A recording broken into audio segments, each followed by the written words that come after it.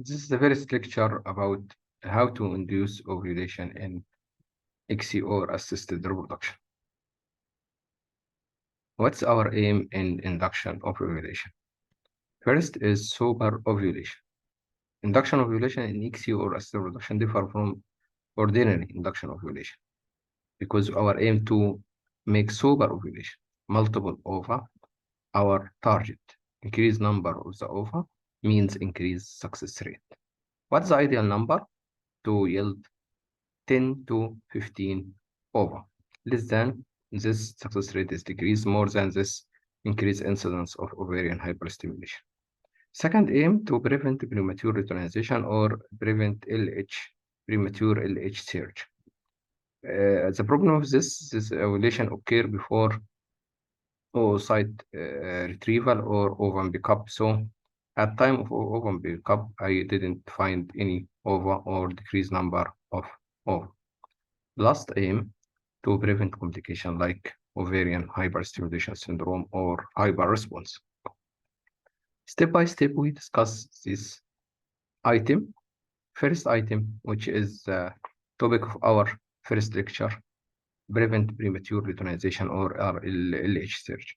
In future lecture, we will speak about gonadotropin, a trigger of ovulation, and luteal with support. How to prevent premature luteinization or LH surge? As we know, spontaneous ovulation prior to ovum pickup is occur in about 16% of non-suppressed IVF cycle. ببساطة أنا لو عملت induction ovulation without suppression of cycle، المشكلة إن 16% من الحالات هيحصل لهم spontaneous ovulation، وبالتالي at time of ovum pickup I didn't find ovum. So we should do what's called down regulation to prevent LH surge. How to do it? Either using GNRH agonist or antagonist or progesterone in a different protocol. Step by step, we will understand this. First is long protocol using agonist, begin before the induction or before menses in 21 day in previous cycle. So when come menses in second day, give induction or gonadotropin. This is the GNRH analog, and this is the induction. Short Freer protocol begin at beginning of the menses, and at the same time or 1 day after this we can give gonadotropin. Last one, antagonist, begin with induction unlike previous two protocol, and then give antagonist to prevent LH surge. We will discuss this in details. First one is long agonist protocol. As we say, begin in 21 day of previous cycle. Cycle can be regulated by using combined oral contraceptive or progesterone to schedule the cycle or to make good timing with the cycle. And a 21 day in previous cycle, begin long GNRH agonist. For example, decapitil 0.1, 1 ampoule per day. Every day give 1 ampoule, then waiting for menses. And second day, here we begin induction by gonadotropin. Sometimes during in beginning of induction, we may decrease the dose from 1 ampoule to half ampoule to increase number of best for normal responder. This best protocol and most used protocol in induction of ovulation, and most of physicians are familiar with this protocol. This protocol best one to make synchronization because ovum grow at the same rate at the same time. So we have no problem in we found 2 or 3 follicle is large and another is very small. And best protocol to prevent LH surge. The problem with this protocol is the suppression before menses make us use larger dose of gonadotropin because there is no endogenous gonadotropin present. So we have oblique to use large dose, which may increase the cost of the cycle. The another problem, I cannot use GNRH agonist in trigger of ovulation here, and we should use HCG, only HCG, so increase the rate of ovarian hyperstimulation syndrome. The idea is the agonist first act as a stimulator, then occupy receptor after few days, so work as antagonist when we begin gonadotrophin. Short agonist protocol. Why to begin agonist before menses?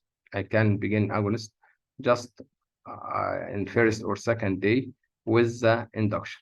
The idea I benefit from the early flare up or agonistic effect of gonadotrophin, which induce ovulation. So I decrease number of gonadotrophin, give better result, give more follicle and more ova. So it's ideal for poor responder.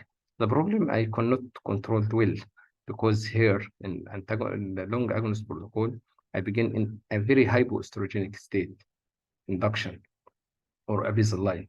Here I begin the second day and with induction. So less synchronization occur and the result of this protocol generally is not good. Only we use it in old age or poor responder. Antagonist protocol.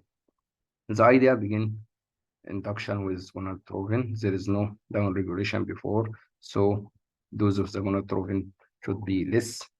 So the cost may be less than agonist protocol. But the problem is the antagonist itself is price is very high regarding as when compared to agonist. Example for this cetrotide 0.25 milligram daily. When begin either fixed in a 6-day of induction protocol from 6 to 8 days. They can usually begin in a 6-day or flexible when the leading follicle reach 14 millimeter begin antagonist protocol after gonadotropin. Suitable high responder because here as a trigger I can use GNRH agonist. GNRH agonist because the receptor is not occupied by agonist, and agonist will be effective unlike long agonist protocol, which agonist may be ineffective because I use it for long time, so down regulation occur. Here I can use agonist as a trigger, and this is the benefit of this protocol to decrease ovarian hyperstimulation syndrome. Also on poor responder, I can use it to increase the yield of ovum or oocyte. Another idea to use what's called agonist-antagonist conversion protocol. Agonist-antagonist conversion protocol, I begin in 21 days by agonist and then induction by gonadotropin and change agonist to antagonist to make a benefit. I can give agonist as a trigger here, and also I make more synchronization than only antagonist protocol. Last one, use of progesterone. As like long agonist protocol, instead of GNRH agonist, I use progesterone.